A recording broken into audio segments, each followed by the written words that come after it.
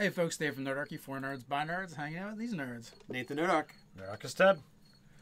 And I hear there's already lots of questions about running a low magic campaign in D&D. Yes, there are statements about questions. We will Statements. see when the questions roll out. Yeah. Almost as much chatter in the chat as there is crickets going on behind us. Yes, they're partying. No, they're not behind us. They're off in that direction. I think we spent about an both. hour hunting for those little bastards, and we got one. We got one in one video. So Yeah, we strung up his little corpse, and so the other crickets will see, and they will know, but they don't care. Crickets, they don't care about nothing.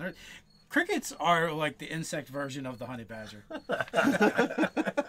So I'm gonna apparently have to invest in some anti-cricket stuff around here. So that... Dynamite will get them. You blow up half the basement, and the only thing left will be the crickets. the little rubble that he hides behind. Have you learned nothing from Looney Tunes? All the dynamite in the world is not gonna get rid of the problems. He's like smoking the stick of dynamite. Yeah. Well, then Looney Tunes is wrong. I hate to tell you, but they're not a good portrayal of reality. And you thought we were going to be talking about D&D.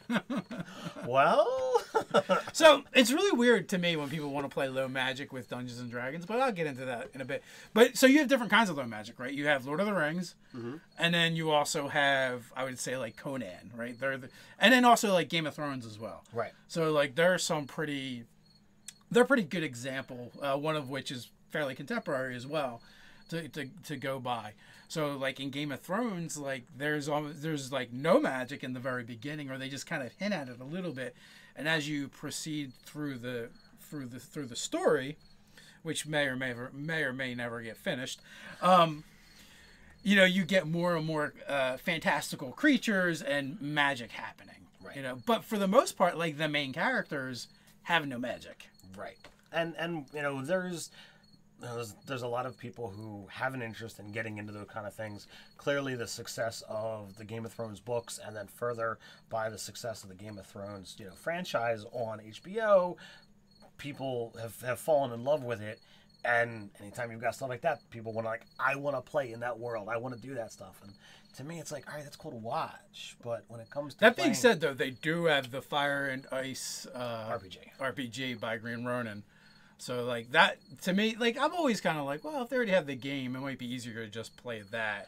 And then also, like, I would say in that setting, all the NPCs are the ones that have the magic, for the most part. None of the people that I would consider the player characters actually possess the magic. And the same thing I would hold true with, Lord of the Rings. Like, I wouldn't consider Gandalf as a party member. He's, like, your quest giver. He's your guide. DMPC. Like, oh, and I forgot to tell you, and I'm getting you out of this problem. And and like, in that time, that's when those kind of things happen. You've got the magic of the elves and the magic of Sauron and Saruman.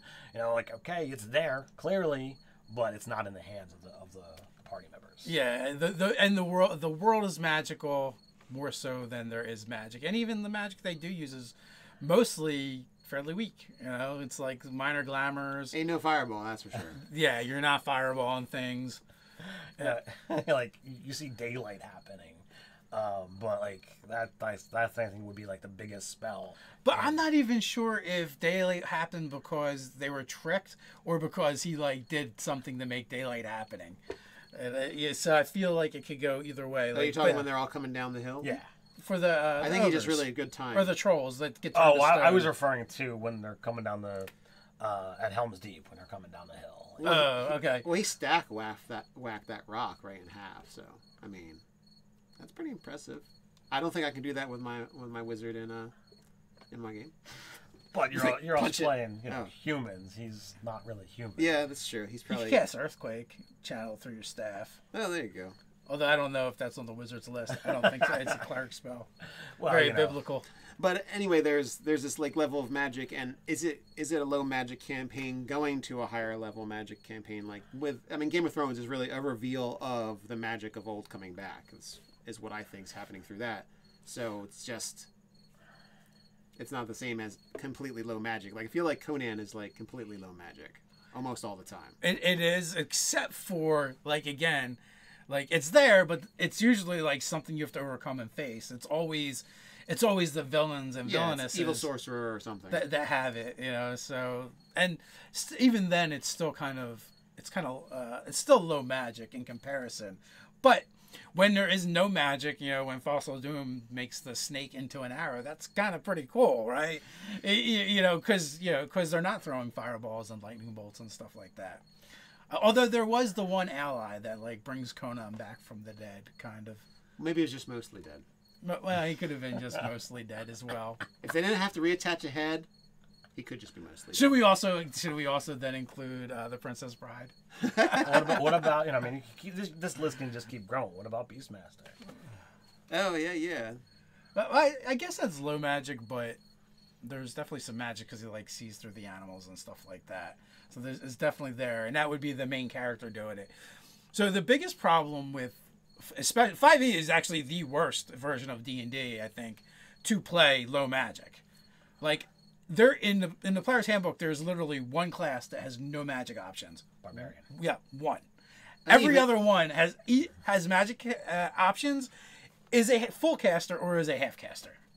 Okay, as far as that's concerned. Well, I mean, some of the barbarian stuff is pretty magical. And their whole effect of just taking half damage from almost everything. That's like a superpower. They're like superhuman, superpowered things. It's fantastical. I wouldn't say it's magical. It really well, comes... what about the ancestral worship?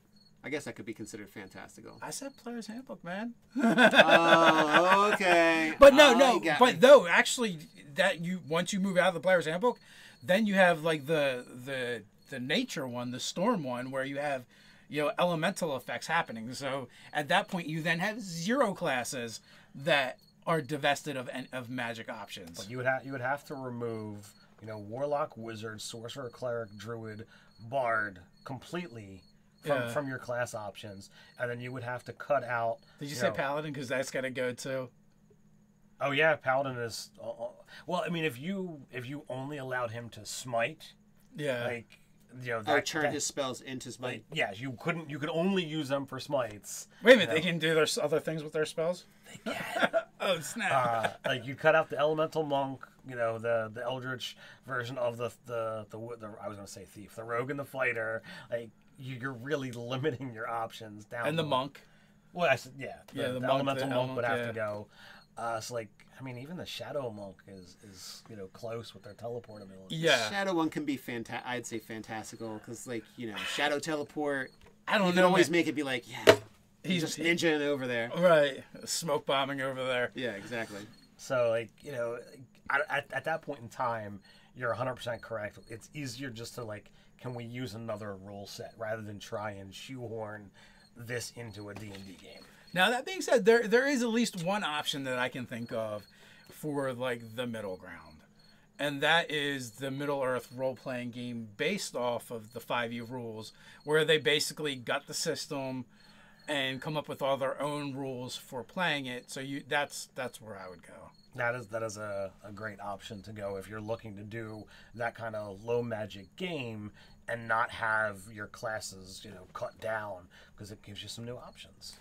But my personal thing is, like, why would you look at this game that is, like, infused with magic and be like, I want to play this, but I want to remove about a third of it. I want to have it neutered. Because I don't want to learn on the rule system. That's just...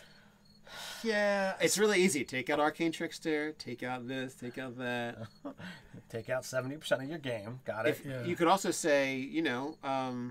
in this case, it doesn't affect combat rules. It doesn't. There's so much stuff it doesn't affect just by saying you can't play these classes or creatures.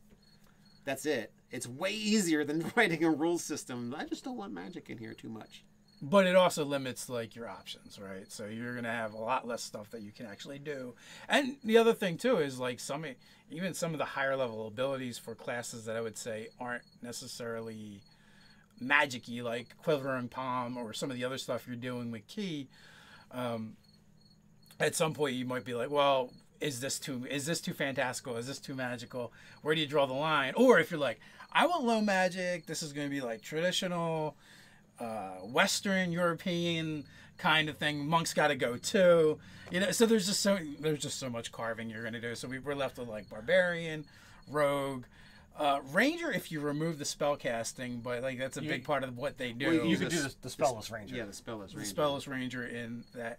But again, that didn't go any further, and there was probably reasons for that. So it really does limit like what you're going to be able to do for it. So, and I guess you're right. In this instance, it's a lot easier. It's not like when someone goes, I want to play Star Wars, but I want to use this rule set instead, where you literally have to rejigger everything. Yeah. So making D&D low magic is easier in that sense, where you could just yank stuff out. And as Nate says, I mean, if you are used to a particular rule set, you don't want to learn something new. If it's easier to say, I'm going to cut out 70% of the options to do it, then by all means, I'm just not going to make that choice. Can I suggest people search on YouTube a video called Read a Book? So if you're easily offended by profanity, absolutely do not do that search. So as far as reading a book, I was thinking about Starfinder. I was like, oh, I wanted to play sci-fi. I'm like, I wouldn't want to use D&D 5e necessarily, because the only thing that's like in the core for sci-fi is laser weapons and grenades and stuff. And I feel like they're just like too good. Actually, the way that they're written in D&D, they just, especially when we play the modern. So if you're going to play sci-fi, that's even crazier, because the modern... That antimatter rifle is so sweet. Well, I mean, switching from fantasy to modern, you've got the issue of, like, I was a spellcaster. I was like, guns and grenades are awesome. I don't want to use anything else. Yeah. Can I just mage hand grenades around? I mean, action economy. I'm like, I want grenades, and I only want grenades. I mean, you could literally say, okay, well, what is the typical damage of weaponry that my party is going to use, and I'm just going to make damage equivalents for ranged weapons. Okay, well, your laser rifle does 2d6 because that's what the greatsword does, and your standard pistol is going to do a die 8 because that's what a longsword does. Well, I mean, even using the better statistic for weapons, maybe you're just thinking caster's wrong, right? And you're only thinking one dynamic of the game, which is combat. So maybe in combat you do use grenades and you do use an AK-47. But that being said, what else can you do with your spells now? You don't need fireball. You don't need lightning bolt. You have plenty of room. Why would you even take attack cantrips? Maybe you wouldn't. Like, maybe you're just looking at it through the wrong lens. And now you take more utility. For utility and dispelling and... Utility and defensive spells. Shield's still a great spell when people are shooting bullets at you. This is true, yes, this is true. We've seen the wild success and use of counterspell. So like if you're up against another caster, it's like, well, I'm only going to use this on my reaction so I can still blasty and then. Or what if it requires magic items to do full damage or any damage, right? Then at that point, like, do you have a magic gun? Do they make magic guns? So you might, that might be another issue as well. So you might having at least some other spells in your back pocket to do other stuff. But we went really far from low magic, really fast. Because I guess we got into system stuff and then off the side end. James Leslie, that's right. Espergenesis that's a good point. And you're looking to potentially start an Espergenesis game. Maybe. I said potentially. There's Espergenesis out there. There's Hyperlanes. There is definitely a lot of systems. Wait a minute, Harbingers. There's another one that have been kind of bolted on to the 5e chassis. So there's definitely people jumping on that bandwagon and creating these other systems around it.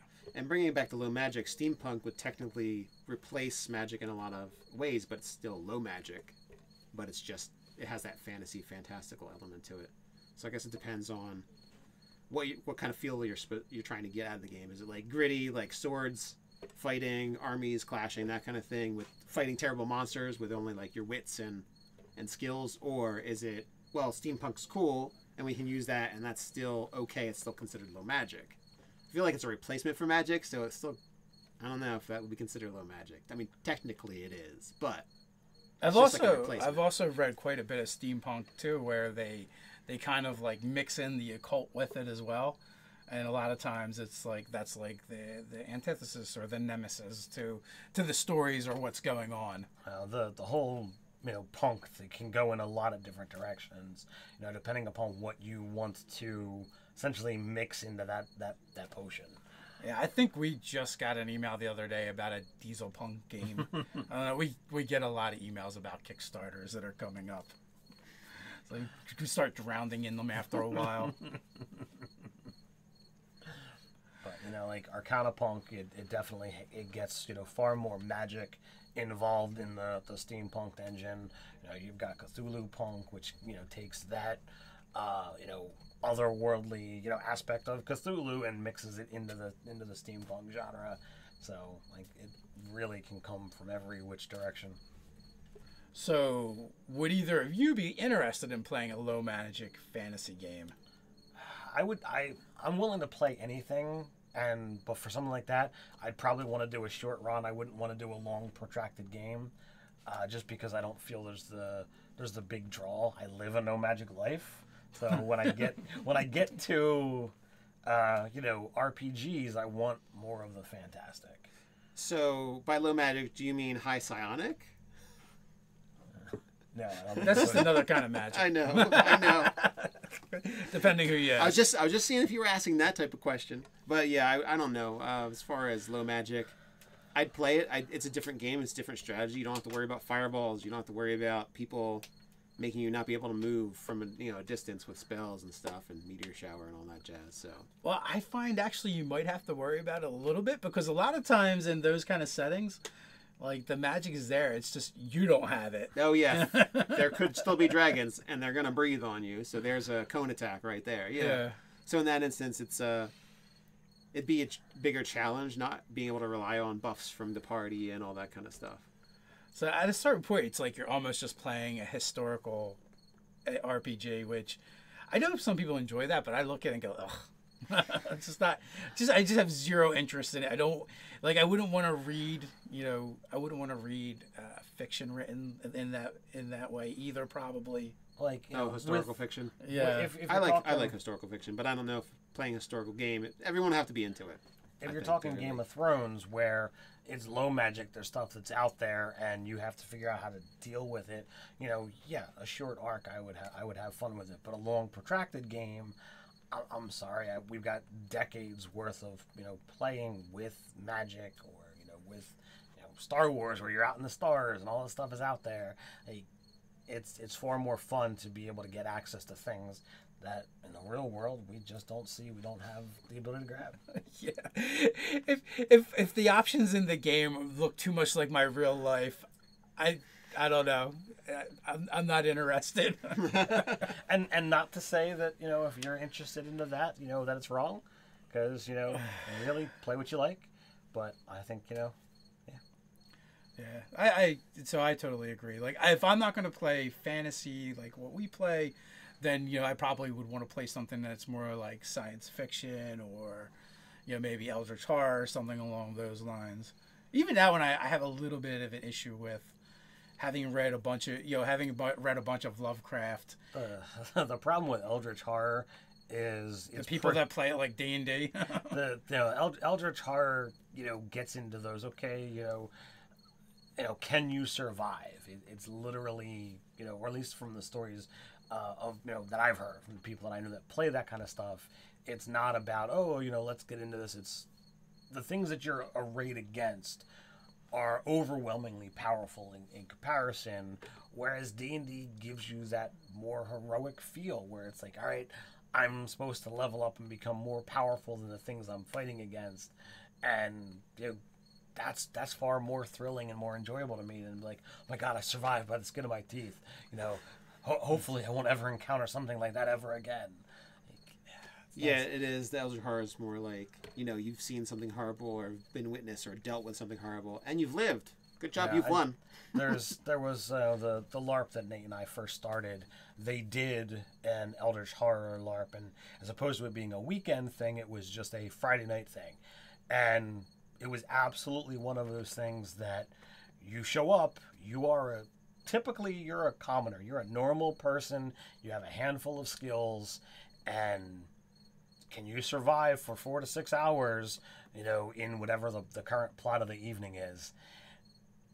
And most of the time, people died. Most of the time, you're turned and you become a bad guy, and here's all these sweet abilities that you have now. Go kill this person or go do that. I'm like, okay. Originally, I thought you were talking about Epic, but you're talking about the game we started playing first. Yeah. Yes, not started. Correct. You ended that, and I was like, we didn't start that game, Ted. No. The LARP that we started with. Okay. Yes. You did. You just don't remember. Man. So a lot of times what happens is there's always at least one person at the table, one player that builds that guy. Oh, I was a next Navy SEAL, so that they can try and like be more powerful. But like I read one of the anthologies I read, I think it was Cthulhu War, which was nothing but soldiers throughout different time periods. They all die horribly, no matter what tech level they had. Like it was, some of it was even futuristic. It's just like, it's Cthulhu, you're boned. To run a successful game as a player, I feel like what you need to do is you build a character to lose, right? That's a game you lose. Like, and the fun is how long can I survive before I lose, and how many crazy, really bad things can I have happen to me before the end comes? And how cool is it when you actually die? Yeah. Do I gouge my own eyes out with a spoon? Because you think it's supposed to happen. You think that's what's supposed to happen? Absolutely. So, as long as you're willing to accept that kind of stuff, then by all means, have fun with it. Yeah, you're not playing as a monster hunter killer in most of those games. I think Encounter Roleplay does it really well over on their channel, over on Twitch. I played an oil tycoon Texan. I had a revolver with me. That was it. That was like that was the highest level of combat. And for the most part, like the most useful thing about that revolver is the fact that at some point you could put it in your mouth and pull the trigger. I think I shot one thing and killed it. That was it. And then I ran. The whole rest of the time I was running. Yeah, that's what it's about. Well, you want to talk about, you want to play Lord of the Rings? Awesome. Read those books. You know what you're going to do? You're going to run away from everything until like the very end, and it's like, when you can't run away. You can't run. So you like if you look at that as like a 20th level campaign arc, spend 15 levels running. And then only then running, and don't forget acquiring allies. Yes, because you apparently need armies to go fight those powers. Oh, absolutely. Well, yes, you normally would. Friends. Only D&D are we going to go in and kill some kind of demon lord god. The six of us, and we're gonna annihilate whatever's in front of us. There's a reason why when Peter Jackson did all those books and made the movies, he changed pretty much everything. Like the theme was there and the concept was there, but the pacing and the way the movies play out was nothing like the books, because there's lots of cool action scenes in the books. Not as many. I mean, there's cool things, and I'm glad I read them. But like, I'm always baffled when someone's like, "I read these every year," and I'm like, they're all right. But I read them like once a decade. I read them once, and that's where it'll stop. Like, I love The Hobbit. I read it as a senior in high school, and I thought that was great. But Lord of the Rings, like the first book, took me multiple tries to actually get through, and then once I got through the first one, I'm like, this is a chore. I will finish this. It wasn't as enjoyable as the other fantasy novels that I had read. That's your problem. They were some of the earliest books that I read. For me, it came later, and so that made it easier because it was cool and interesting, and the stories were good. The archaic language didn't really bother me that much. The pacing was slow, but it wasn't until I started reading more modern writing, more contemporary writing, that I was like, oh, you know what? I don't actually like that style that much. I prefer it to be more like a comic book or an action movie than literature. I mean, I got started on, reading the Xanth novels, and I think shortly thereafter, you were like, try Dark Sun, try Drizzt. And like, I got into that stuff before I wound up picking up Lord of the Rings, and they just can't compare to keeping a teenager interested in, okay, run away again. So that's when you started reading Xanth, huh? So that's when the punishment began, huh? Well, I mean, I liked the puns and the punishment, far earlier than that. But Xanth just kind of dialed it up. I read a couple of those, and they were just a little too silly. I mean, like trees that grow swords and all kinds of weird stuff like that. I think in my teenage years, I kind of like lived and breathed in Forgotten Realms and Dragonlance novels, which I'm sure a lot of them don't hold up if I go back and read them as well. But as a teen, I was reading them all the time. So they were really good. The Moonshade trilogy and Time of Troubles with when the gods walked the earth and Forgotten Realms was all great stuff. All the Chronicles for Dragonlance. You said you went back and read them, or maybe it was Doug who's I've at the helm over there. I've only read the Dragonlance trilogy. I've never continued. That's what I meant, the trilogy. Yeah. Steve ruined that for me. And I went back and tried to read it as an adult. I'm like, these aren't that good. Yeah. So sometimes that stuff doesn't hold up, and that's why I say never look back. Well, I've read Tribe of One several times, and it's been a while since I've picked it up, but I don't think like that one is ever going to be able to be perceived as bad. I think part of it too is like if you look at particular authors and then kind of look at what they're working on like now, you can get a gauge who are the really good ones as well. And I'm not saying any of the authors that wrote on Dragonlance in Kryn weren't good authors, but it's not as good as I remember it being when I go back and read it.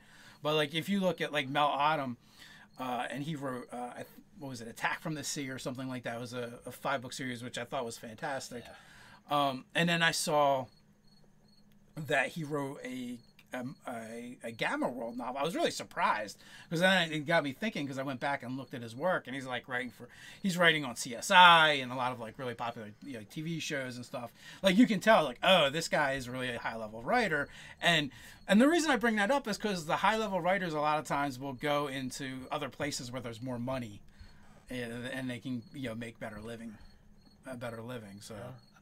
And I mean, some authors, they want to stick to the things that they are passionate about.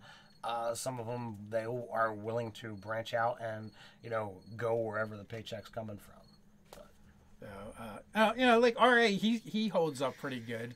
Like, I know we kind of give him a little bit of a hard time because the Dritz character kind of got old after a while for us. I think we kind of uniformly agree on that. He clearly has the chops. He wouldn't have 30 plus novels under his belt. It's because Drizzt is so popular, Dritz, however you want to pronounce it, and he's forced to keep writing that because that's what the audience wants. But every time he deviates from that, he makes so much better, stuff. in my opinion. Like the new stuff that when he's writing about Jarlaxle or Artemis, I'm on board. I want to get into that stuff. The Crimson Shadow trilogy, utterly fantastic. Spear Wielder. Oh yeah, Gary. Is good. What is the Echoes of the 5th or 4th Magic? Echoes of the 4th Magic.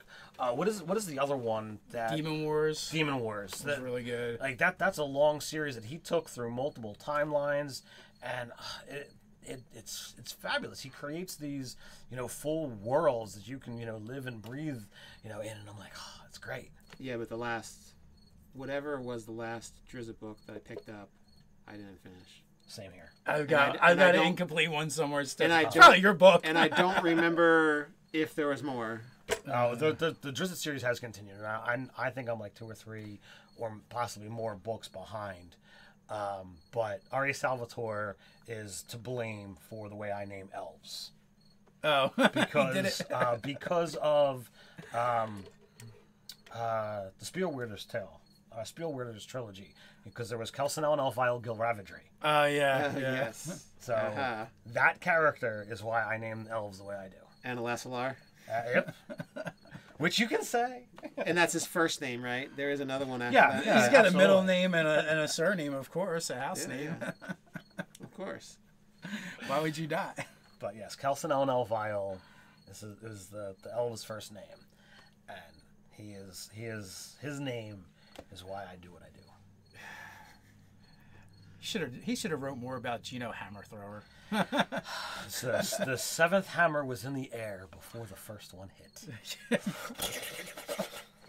And you see, that's why we don't really like low magic in our fantasy.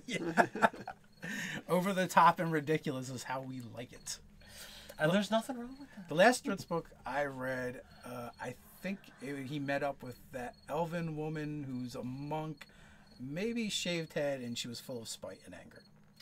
I don't know whether it was. I think I think he met her, and I was reading the next book, but I stopped reading while Sahagan were attacking a town, and it just, like, this is the, no offense, Mr. Salvatore, love so much of your stuff, but the, like, he is offended, and he's gonna come to your house and beat you with a hockey stick. Hockey stick? Can he autograph the wounds? I'm still a super He's from fan. Boston, and he's into hockey, so. It's understandable. I mean, after what? I love 30 interview- I books love listening. on one guy? I love listening to interviews with Bob Salvatore because he's got that Bostonian accent. It's the bomb. But yeah, I sadly, I'm like, okay, I think I'm done here. He actually wrote a couple things that I normally don't like at those points when I was reading them, and that still drew me in. And that is the idea of the modern character going to the fantastical, realm or time period. Well, that's what the Spielweirder was. That's what Gary Spear wielder and also Echoes. Echoes of the Fourth Magic. Yeah. Yeah, but I mean that one, it was only like the first book. Like you took modern people and put them there, and then thereafter it was like, okay, you're stuck there. Spielwielders, I can never get that to flow properly. Gary goes back and forth Between yeah, because later in the books he's like working out and stuff in case he gets sucked back in. It was very good, and it's like you only read a few pages of like, okay, I'm still in Modernia, and then here we go, back to magic. I'm always disappointed that he didn't do more with the Crimson Shadow trilogy. It was only 3 books and done, right? Yeah. Those characters were a lot of fun. Oliver de Barrows. Yes, the swashbuckler halfling. Oh, that was that one. yeah. There was only 3. Yep. I think so. The highway halfling. That's where he came from. It's just so ridiculous to say it. A question from Chris S. He says, "How about replacing magic with magipunk like artificers, etc.?" I think he was talking about. Oh, like in between steampunk and. That's just high magic too, in a way. Yeah, I mean, really, it's the same. It's like it does.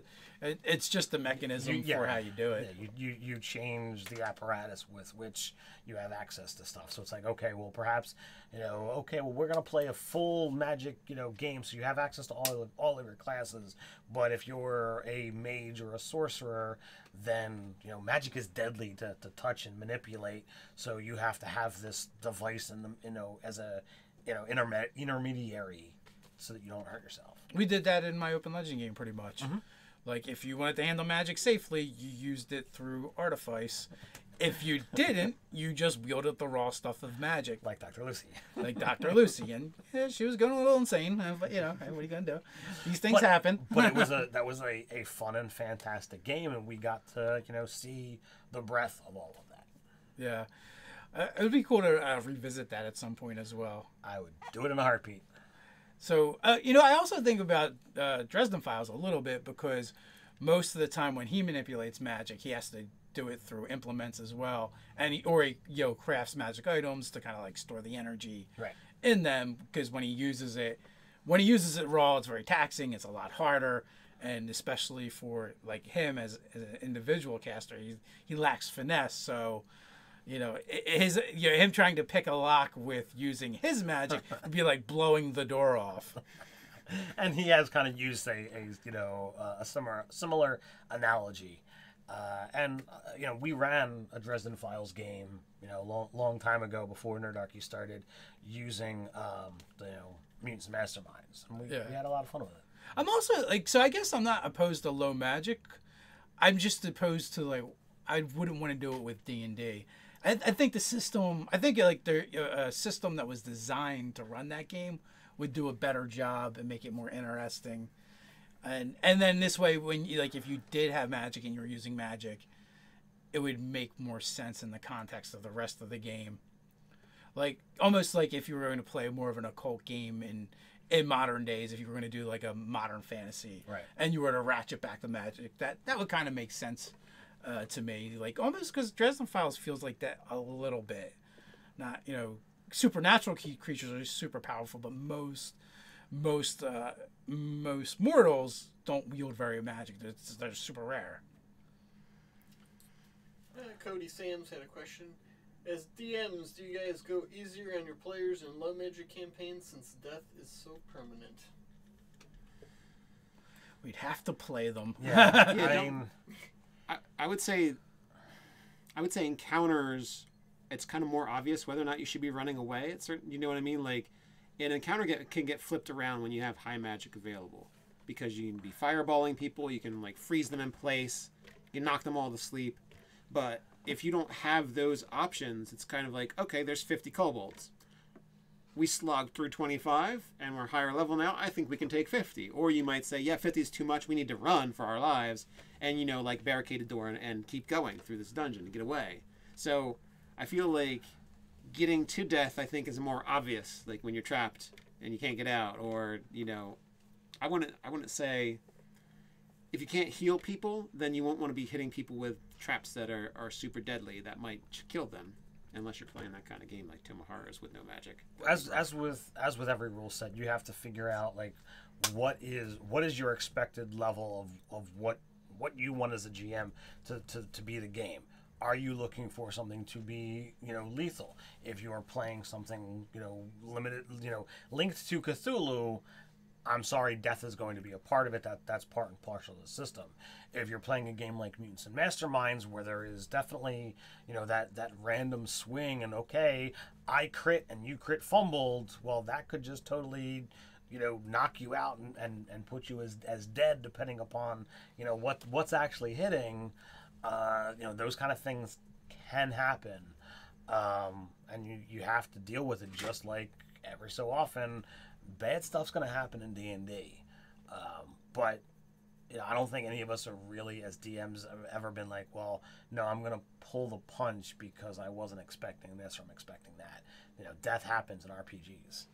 You've changed the game. Like when you go from, if you're talking about a D&D game and you go from high magic to low magic, you're talking about a completely different game. You might even want to change the game and use the optional rules in the DMG, because when I think low magic, I automatically think grittier game anyway. So, like persistent wounds, or or you don't recover everything after a long rest, or the long rest might take a week, a short rest is a day. Yes, you know, you could really lean into that stuff, and you know, a lot of the characters that really benefited from some of those mechanics you're probably going to rip out anyway, so it won't matter as much. So you could definitely do it that way. And it's also is like, if you're playing that style game as the DM, what you really need more so than you controlling the encounters is buy-in from your players. You need them to respect the fact that this is a grittier, harder game. If they play it like they're playing any other D&D game, then they're probably going to die. You know, they're not respecting the game that you've decided to play. So that, you know, it's like prison rules. You got to take the biggest one down first, at least once, so they respect your game. Yeah, and all of this. So kill one of the player characters, and then everything else should fall in place. Yeah, they should fall in line. You know, all this stuff is something that, you know, the DM is going to talk with the players. You know, we've talked about this many times on the channel before. Like, you want to have a session 0, and you want to make sure everybody's on the same page. Because if you're talking like, hey, we're going to play a low magic game, it's going to be grittier. Death is absolutely a possibility. There really isn't resurrection, and you as a player are not interested in that kind of game. You want to know that up front. Also, you should be scared if you encounter spellcasters as a player in a low magic game, because they have access to things that powers beyond your ken. So you're kind of boned a little bit. So running away should always be an option. Yeah, and that in and of itself, there's a lot of tabletop role players that they no, like running. No, I'm a hero. We stand, we fight, we and kill play it. like a video game. Yeah, we play like a video game. Well, we're gonna refresh, right? No. Here's one from Easy Cheesy. What build is closest to Blade Singer for another race to play as an Adventurers League? Because I believe they specifically restricted to elves, like it is. Yeah. One of the Gishes, Valor Bard, Blade Lock, especially if you go Hexblade, because the Hexblade actually makes it a lot better. I mean, you don't need multiple stats; you just need a charisma to make that work. So I would go with one of the other Gishes. But, you know, honestly, I would not sweat not playing a Blade Singer. They're not that great. Like if you've been around the channel, you know my opinion is, if you have an option of hitting something with a weapon or casting a spell, the spell is always going to be a better option. You really are diluting what that character is good at. Now that being said, doesn't mean it's not fun to play. You know, with the Thanksgiving game that you were running for a while in Spelljammer, like it was every year we gained a handful of levels, and I was playing, you know, the Pact of the Blade Warlock, and once you started getting those higher level spells, it's like, why on earth am I wanting to stab it with a spear when I've got 5th level spell slots? This is just dumb. So like, yeah, when you cross that barrier, there's no point. And then you start getting the Mystic Incarnum, and I'm like, well, and the other thing, I chose poorly. Even with the Hexblade, which is by far one of the better ones, you can infuse your spells as smites, which is going to help, but you only get a handful of them. You don't have a ton. If you use one of your invocations, you can get an extra attack. Now, obviously, you're probably going to want to hex them so you can do extra damage with every swing. And I don't know, maybe if you don't go with the extra attack and you use one of the cantrips that lets you kind of make an attack and use a spell at the same time, that might be helpful as well. But when you're standing next to the barbarian, paladin, rogue, or fighter, and you're hitting with your sword and you're feeling ineffectual, well, there's a good reason for it. Like, you know, I play a Gish, and he is not based around doing damage. He does not do a lot of damage.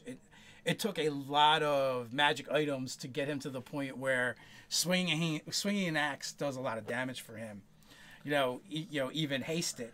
I kind of build him around just being super tanky and being a pain in Ted's ass when it comes to trying to hit him.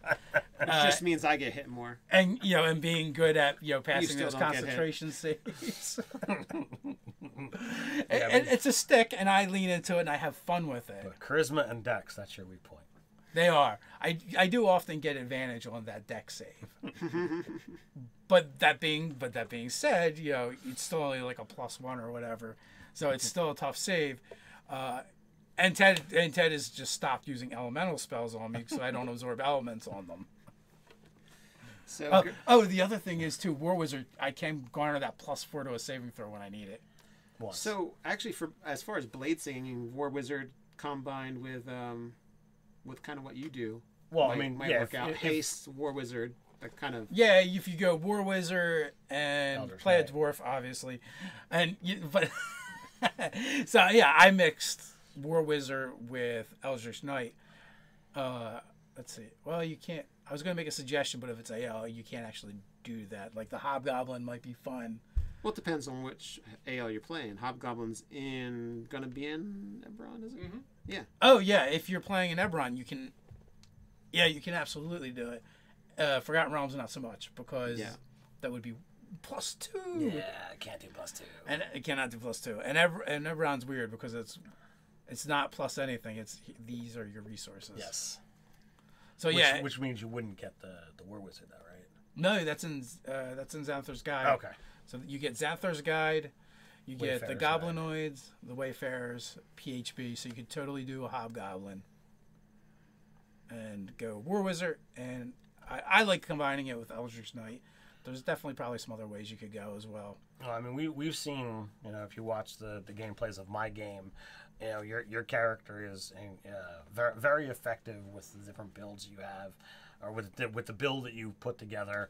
And obviously, I would recommend you throw the role playing crutch aside and take your fighter levels first. Don't you do it don't the way need I that did it. feat. But because if you're doing AL, they're not going to incorporate your character's RP into the story. It's all about. Yeah, and the other thing too is even like my favorite spell thematically works for what I build, but it has nothing to do with the fighter parts or the melee parts. It's just the way the spell works, and that's Steel Wind Strike, which is really good if you have a lot of opponents, but it doesn't incorporate the Gish at all. But it just feels like it still does because of the way this spell's written. Right. Yeah, you become a little more like a magic anime character fighter. Yeah. And the other thing too is like when you combine War Wizard with Tensor's transformation, that does allow you to do melee and stack on a lot of damage. But you got to go through a lot of levels to get access to that spell in order to be able to do it. And you do need at least some levels in Fighter to make it really useful. So it's not exactly an easy thing to do. And if you're going to take one level in Fighter, you might as well take 2. And if you're going to take 2, you might as well take the 3rd one or the 4th one. And the 4th will give you a feat. Yeah, so it's a trap. 6 levels, Eldritch Knight. That's the way to go. Yeah, because then you get spellcasting levels as well as you other get abilities, and you can get summon 2 your weapon. spellcasting levels. You get the weapon bond stuff. You'll get some spells known. You'll get 2 feats. You'll get the 2 feats. Yeah, 6 levels is nice because of the feats. There's a question from James Thompson. Hey guys, how would you handle the possibility of combat becoming repetitive in a low magic setting while using non-magical classes and much fewer magic items?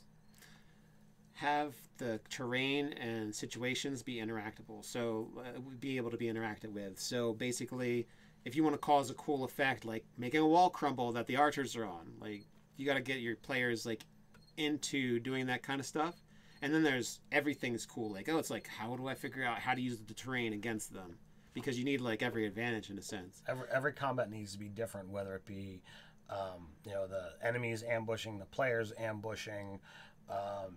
Having lair effects or terrain effects that are going on. At initiative count 20, this thing happens. Perhaps you're fighting on an open plains, and stampeding elephants or rhinos winds up coming through. It has nothing to do with the combat, but now all of a sudden things have changed, and you need to you need to decide what you're doing now, because this is happening. Are you going to jump to the other side and be stuck over there for who knows how many rounds, or do you want to retreat to the other side and possibly let the enemies get away?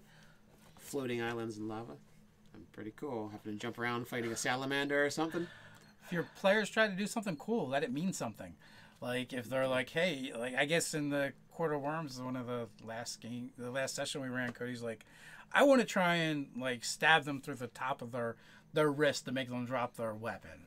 I'm like, okay, make an attack roll or make an athletics check. And so they beat them. So I'm like, all right, roll your dagger damage.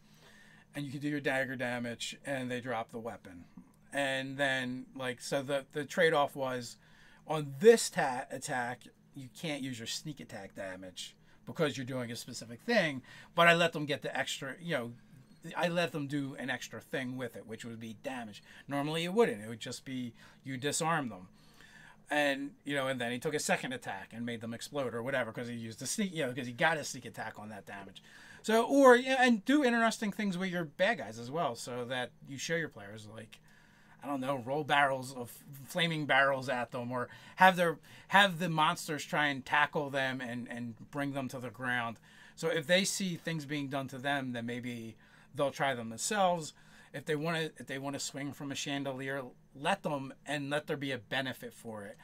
So when your wizard tries to disarm the thief from his dagger, let him. Well, I mean, that's in the rules. You can do that anyway. But like if you're rolling a barrel down the stairs, well, how much would a barrel do in damage? It's not that. It's more important that it's stopping them from coming up. It's knocking them out. They're maybe jumping over the banister to not get hit with the barrel. Hits more than one of them. Yeah, it's more than one of them. You're doing something that isn't just, well, the first guy gets hit for D10 damage, because that's how the game would technically work, I guess, if you threw a barrel at somebody on the stairs.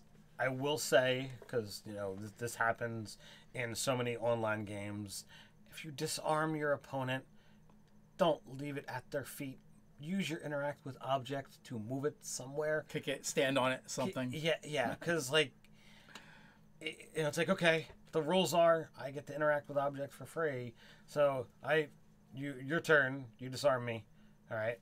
I pick it up on my turn and stab you with it. Nothing has changed. Even though you certainly would not, as a person that has just been disarmed, go, yes, I will go pick this up. Nothing bad will happen to me. But the way the rules work, so there's a little bit of, you have to kind of think, how would this look cinematically, I think, in a low magic world a little more. I know Larping does not, equal real world combat, but there are some similarities. And in one of the games, there was definitely a disarm skill, and you would, make them drop their weapon. Well, the typical tactic was to, use your foot and then, sling it away. You know, 5th edition has attacks of opportunity, so if you get it far enough away from you, you get that extra swing with your reaction when they go retrieve it. Or they have to disengage, or they have to use a resource to do it. Absolutely. And that goes into the action economy aspect of the game. But if they're leaving combat with you and using their action so they don't get swung at, they're not attacking you back. There's a lot of great tactics in those moments. So, work with it. Have fun with it. And when you're the DM, do those things to your players so that combat then winds up being a little bit more interesting. Yeah, one of my earlier games, Bloodfang they were in a tavern and they were attacking thugs, and they wanted to pick up a big table and throw it at them, and he's really strong. Said sure, and I made it an area of effect attack. It didn't do a ton of damage, but it hit, and then they had to make strength saving throws to stay on their feet. So he got to do something cool, and there was a direct result because of it. It would have been so much more effective for him to just cut them down with his greatsword, but it was cool to hit 2 guys and then they fall down. Sadly, that was far cooler and far more effective than what the DM ruled during my Adventure League game when I kind of did the same thing. I got improvised weapon damage with a bench or with a table. Because that's the rules for it. Like, that's the thing, is like, definitely don't just use the rules out of the gate if you're going to chop out a third of the classes and also get rid of a lot of the magic effects that really alter the battlefield and change like the dynamic of the combat. You're going to have to put something in there to kind of make it more interesting than I swing my sword at you, I throw a table at you, I take D4 damage. Yeah, I mean, if your player's going to do something like swing from the chandelier and you're like, all right, make an athletics check or make an acrobatics check, and they have to do this extra step and they do it, and then there's like no real benefit in the game, why would they ever do that again? It's like, I was trying to be cool, but, it really wasn't. Or if you're going to do that, just say you do it and let them make their normal attack, and that's just their movement. And it doesn't mean anything they did it, but they didn't have to roll for it to not mean anything. It just kind of happened. Absolutely. Do we have anything that we need to do before the end of this? So I got a couple things to show off that was sent to us. MyMinifactory. Which is just MyMinifactory.com. Sent us a couple 3D printed stuff. So if you use the promo code Nerdarchy on their site, you get 10% off, which is kind of cool. They have a not quite beholder looking thing that I thought was really awesome. It's like a flying squid thing. I mean, there's definitely beholder like. They got a cool flaming skull that I think is pretty awesome. I might just paint the face a little bit, and then they got terrain and a variety of different stuff. This looks like a vine covered broken wall. I just want to say this beholder is like the Gene Simmons of beholders. That tongue is crazy. Well, hey, he needs to use it to manipulate all this stuff. He's not going to use his eye stalks, right? And those fangs. It's nice. So I'll be putting these guys and whatnot on up on social media, sharing out the link. But if you guys decide you want to get some additional 3D printed stuff, that's another resource that you can do, and just use promo code Nerdarchy. And also, I guess there's a couple of things worth mentioning as well down in the description. You can find a ton of links to things that we've done, whether they're articles, the previous week's videos. If you guys want to let us know, what do you think of how we're doing the videos now? We've been trying to have a little bit more fun with them and get a little goofy. If you guys like that, let us know. We have the Easy Roller contest going on. Basically, we renew it every month, so you get to win a bunch of cool swag. That is in the description. We just put up our Roper Wrangler encounter over on the DMs Guild. Pay what you want. From $0 to $1 million, it's all up to you. It's what you want. We prefer $1 million. Just if you're just asking. saying. Yeah. Just saying. Which, we did some cool things with that aren't actually in the video. There's like 3 different scenarios. There's the Grey Gauntlet Tavern and Gambling Hall.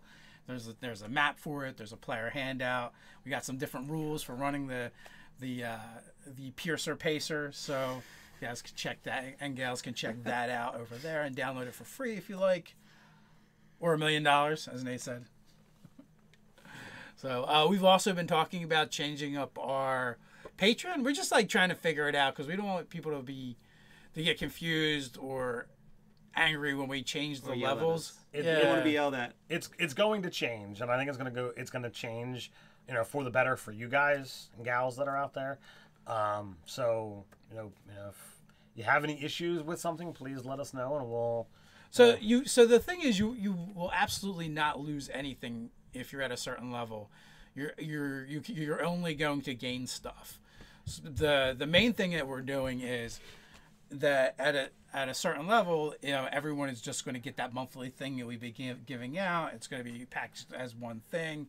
It's advanced access. It'll go up in Patreon. The next month we'll put it up in the Nerdarchy store. We're going to also start a Discord where we're going to be doing beta testing for the things that we make. So you guys will actually get early access to playtest stuff that we make in your games, and give your feedback and let us know if we're heading down the right path, if this is something that's useful or not, or if it's broken. So that's definitely something that's going to be getting added. That if you're at a higher level, you'll get the stuff you got before. Plus that, if you're at a lower level, you're probably just going to get more stuff. And we also want to do more things with access to us as well. And the Discord, what are they, groups? Channels. What is this? Get off my lawn.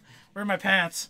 Yeah, so, we're going to have, our general Discord, and then we'll have a channel where we're going to do the beta testing stuff and where we'll be hanging out a lot more so we can get some more one-on-one time with you guys. So I think that's going to happen within the next month or so. I just have to figure out how it works with Patreon and switching the tiers. The giveaways, that kind of stuff will continue. That will remain exactly where it's at. Again, the next couple of months we will be giving away the Invisible Sun black boxes, the black cube, $300 MSRP. So now's the time to and they're heavy. They're freaking heavy. 29 pounds worth of, Invisible Sun goodness. So I guess we're going to, so for anyone that's a patron by the 1st of October. The 1st of November. And the 1st of November is where we'll be doing those drawings. So that's pretty cool. We have that bad boy behind us here. And that'll give you a free drawing that you don't have to worry about as a patron. But you can also fill out a drawing slip over on the website. Yeah, but you can't do both. Yeah, it can't do both. We just fill one out for you if you're a patron. Yeah, if you're not, you can head over to the website. In the menu, there's a contest section, and there's a form that you can download, print out, and fill out, and just mail to our PO box, which is also over there. So all that information's there. Absolutely. So I think that's all the housekeeping. Good. Also, if you're one of the people that are downloading the things we've been putting over on the DMs Guild, we'd love to hear what you think about them. I know we've been having fun making them. We do the character builds, and then we put in, an NPC for GMs who want to incorporate it into their game. I played the Zen Archer over with the Adventurers League. Did you win D&D? I did. Use one of our character builds, and you will win D&D. Made a green dragon run away. You made a green dragon run away? Yeah, after I was knocked down. That's impressive. Were you like, this is a Nerdarchy character build? And he's like, and just ran away. Like, oh, I'm sorry to disturb you. I have something else to do. Have it just like your results may vary. I was going to be like, do we have to put an asterisk and a disclaimer here? May vary. Fine print. We need really, really fine print. So you did go to the con. How was that? Yeah, I went to the Beta Con up in Wilkes-Barre, PA. It was a lot of fun. It was a small convention. I did not get to talk to the con people much. They were really busy going around and doing their thing. Doing con stuff? Yeah, and Sunday we ended up not making it back. We were going to make it back and talk to people, but we didn't. But it was fun. I liked it. It was, again, it was a smaller con than I've been to, but it was also cool because I got to sit down, play Adventure League with some cool DMs, and it was nice because they had kind of like a they had enough Adventure League players that we had kind of like an event that affected everybody, but you could also affect the event by winning what's going on at your table or defeating. So cool. Like an epic. Did they call those epics? I don't know. This was my first time playing Did they call Adventure those League. epics? I'm not sure. I think epics are like 20th level adventures. No. There's like some kind of special event they do at Adventures yeah. League where it uses it's not just what's going on your table. It's all kind of linked and I connected. played a thing when it was playtest D&D Next at Gen Con that was like that, but they didn't even have Adventures League then. So. And they've changed. I'm playing how the new system is, so I've got treasure points and advancement points, and so I'm 3rd level. I got 3rd level just by playing 2 games. Do you feel slighted? Do you feel like Wizards of the Coast and Adventures League ruined D&D for you with those changes? Heck no. I'm 3rd level playing 2 3-hour games, and I just bought myself a magic item, so I don't care about that. Couldn't buy a magic item in Ted's game for a long time. I actually really like the treasure point, and I had brought up this point in the past that I've only played 1 game of Adventures League, and when I finished the adventure, it was okay. There was a magic item that was given out in this adventure. Clearly, only 1 person got it, but when I played, there was nothing that stopped short of my own sense of what's right and what's wrong to stop someone from saying, oh yeah, I got that too. Which is why I totally said he took it. I did it. I'm just messing with you, Ted. I know what you did. I'm just messing with you. But yeah, it was nice. It can get a little munchkin-y feeling because I totally selected Amulet of Health. And had I known I would be able to get Amulet of Health by 3rd level, I would have dumped my con, man. Wasted points leaving stat points on the table there. You could have just put an 8 in there and it'd been fine. Yep, and then I'd been But like, that I just need to survive. Maybe you wouldn't have made it to 3rd level. This is true. I did do the final encounter with 3 hit points, and I could have been whited to death. So, well, without that higher con, then yeah, that would have been down. Yeah, You would have been toast. Wow. Bam. So yes, it's true. I just have to say snarky things like that because I see so many angry comments about, they made this change, or oh my god, I can't believe they're putting out Ravnik a Magic the Gathering setting in a book. They're ruining D&D. Oh no! No matter what you do, you're never going to be able to please everybody. So. Well, I would say the Adventure League's changes that they did make fit better for what the Adventures League format is. When it's at your table and you like get no magic item, you're like, oh, that guy got it, and now I'm never going to see those people again, so I can't even ask him to trade it later. When you're going to be changing all that all the time and not playing with the same people, and you have to kind of more standardize it, it does seem kind of silly that 1 person would get an item, even though you all participated in the adventure. So it's nice that the treasure points get rid of that problem of not getting magic items, because you could just have really bad luck and not get magic items like 3 times in a row. Yeah. Well, just what Ted did, right on your character sheet. You're like, I was in that game.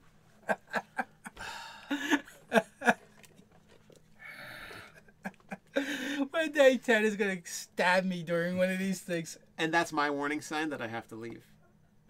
He'll stab you. And you'll be like, okay, oh, it's over. It's time to go. I'll see you guys. I'm out of here.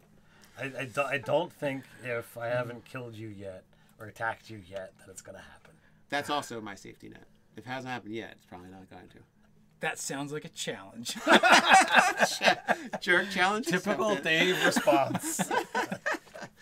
So with that, we're over time, and we have said all we need to say, and more so. So until next time, stay nerdy.